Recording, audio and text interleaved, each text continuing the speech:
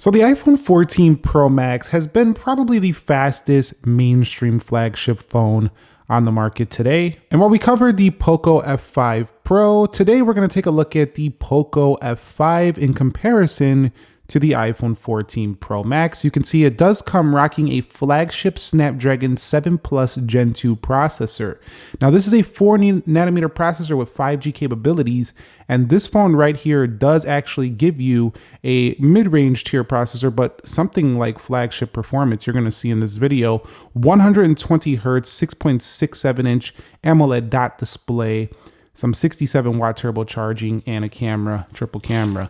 Let's take it out of this sleeve real quick, take a look at the phone here. So this is the competitor for today. Now this phone is not really a flagship grade phone. However, it definitely does give you a lot of flagship performance, even if it comes in this more plasticky body. So let's go ahead and boot both phones up at the same time in 3, 2, go. And if you're not aware of what Poco is, it's basically a more affordable version of a Xiaomi-based device.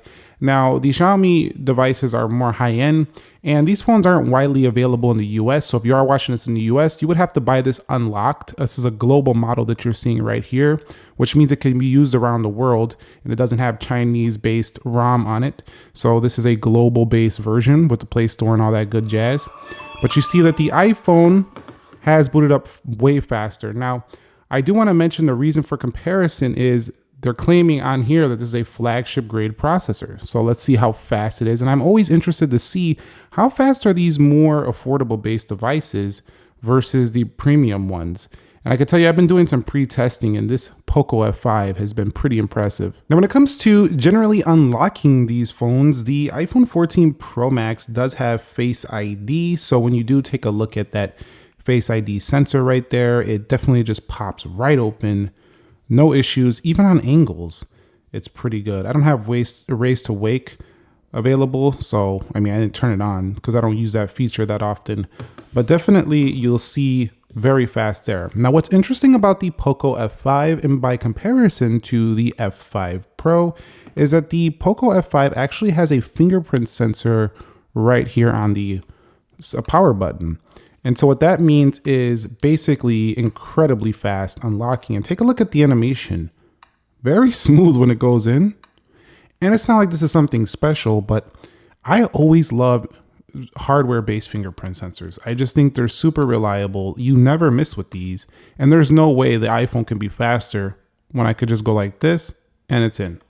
Like this and it's in. So it's just like, you don't even gotta look. Once you know where it's at, you're good to go. Well, there's not really a reason to know where it's at. You're always going to know where it's at. So very good there. Now, the Poco F5 in terms of the software is running a Poco based version of the Xiaomi MIUI software, MIUI 14 right here. So definitely you could see they do have their categorizations here in the app drawer: communications, entertainment, news and reading, shopping, and games. Now, one thing I will say about the Poco F5 is that it does have a very nice screen, very bright screen, and the phone also has a pretty darn good mid-range processor with 120 Hz panel. So, I mean, take a look at the smoothness of the general operating system here. This thing is buttery smooth day to day. Now, the iPhone is king of being super smooth as well. But honestly, when we're in app library, I know it has the adaptive refresh. That's why it definitely changes. You can see the Poco actually looks a little faster here when scrolling through. So honestly, even though this phone clocks in at under $350 for the Poco F5, you know, this phone is actually giving you performance that probably rivals things that are closer to $600, $700, $800. So really nice performance there. I'm probably not going to see these phones make it to US carriers, but still, being that you can get them global, it might be a solid option if you want to use it. All right, so before we get into the application test, take a look at the detailed info and specs. We do have 12 gigabytes of RAM. This is a Snapdragon 7 Plus Gen 2 mobile platform. That's an octa-core max clocked at 2.91 gigahertz. And this is on Android 13, security update April. And then we do have the MIUI 14.0.6 on board here.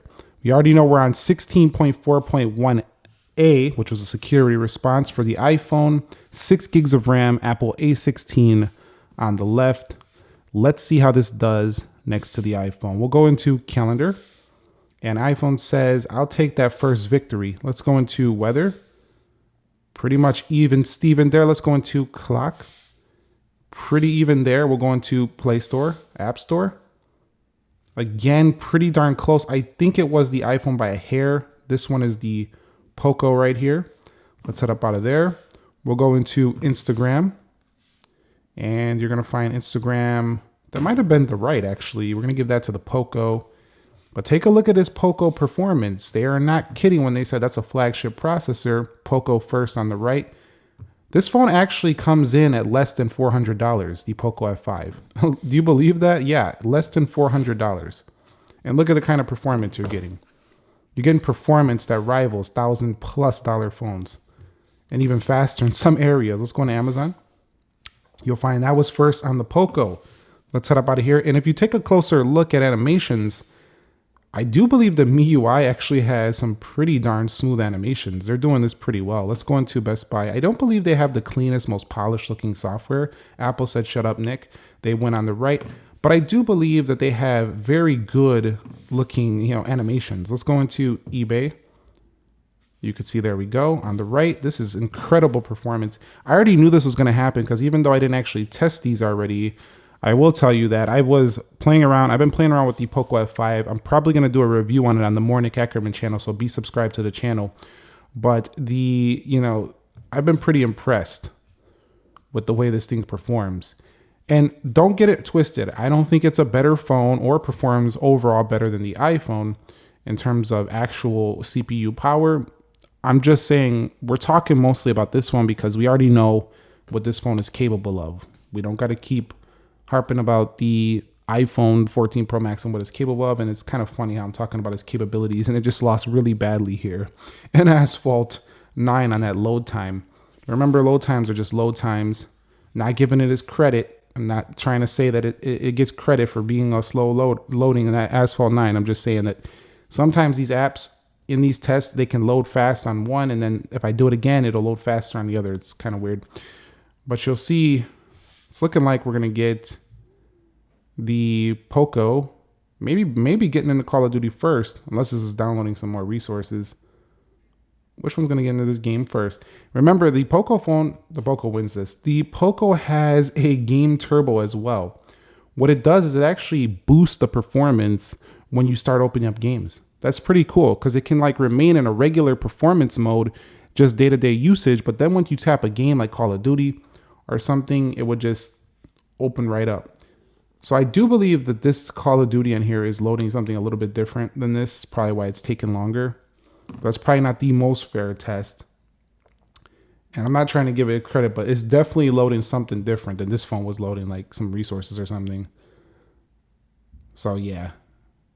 Yeah, this test is probably not incredibly accurate here on this Call of Duty section.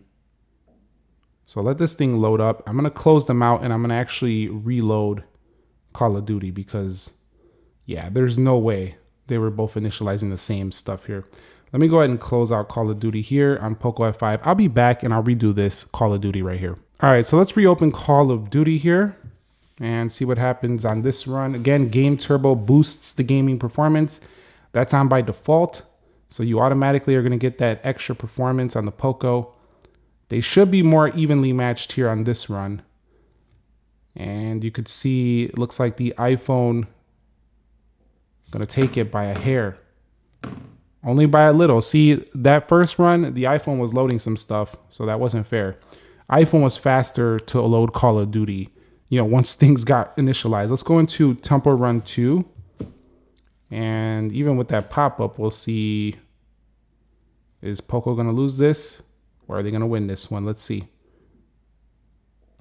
Pretty darn similar. So running these basic casual apps, no problems for most phones. I mean, if you can't run this game, you really got to check your performance. Subway Surfers, they even boost Subway Surfers. They even gave them a little boost. That's faster on the Poco. Man, this is crazy, dude. Honestly, I'm kind of blown away, dude. That this is how is this happening? Under $400 and this phone is blowing away not blowing away, but winning out some games versus the iPhone. You've seen benchmark was first on the left. And then I'm not going to do 3D Mark because 3D Mark doesn't open properly on this phone. Let's go on to KineMaster. They're going to load an ad here, so we're not going to count this section, but we'll just kind of see how it does. Inside application, you could see once in, no issue. Pretty fast there. See, even inside of these applications, certain things are loading faster. For the Poco, this is insane, guys.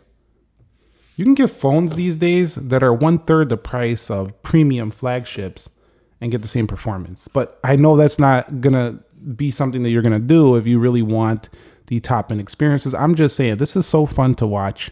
For me, it's so fun to see, you know, how these things perform. It's just really fun. I love seeing these cheaper phones put up a fight against Goliath. David versus Goliath. Let's take a quick look at how the 14 Pro Max handled its animations. I think it does it the best of the best. I don't think there's a single phone on the market that gives me the pleasure of looking at animations like the iPhone. I mean, this is just incredible. And it's one of the main reasons why I will not give up using the iPhone. It's the polish, the experience of how buttery smooth and just the polish every day, man. It's just buttery smooth all day, every day. Now, I will tell you, for an Android phone, the Poco has probably some of the better performance here. That is just because it's in a landscape mode. I actually think that MIUI might be doing better animation speed than, not speed, but like look sometimes in Samsung phones, which is quite insane. But overall, you've seen how great that was. That was incredible for the price point. So rock solid there on the Poco F5 when it comes to going back through the apps, but still, it still looks more polished on the iPhone. All right, and our final Geekbench scores are in, and pretty respectable for the Poco F5. 4364 on multi-core, 1647 single, but not enough to take down, obviously, the iPhone 14 Pro Max with a 6094 and a 2487 on its single core. Now, we could run even more tests, but I think we get the picture here.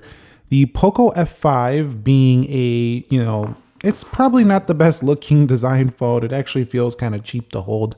Not going to kid with you there.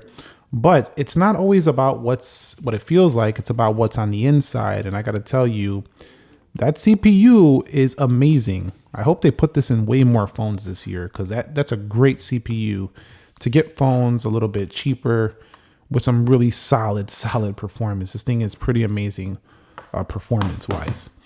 Not enough to, I think, convince people over something like, over something like an iPhone, but still pretty nice performance there on the Poco F5. I would say overall it was faster in certain speed of certain applications.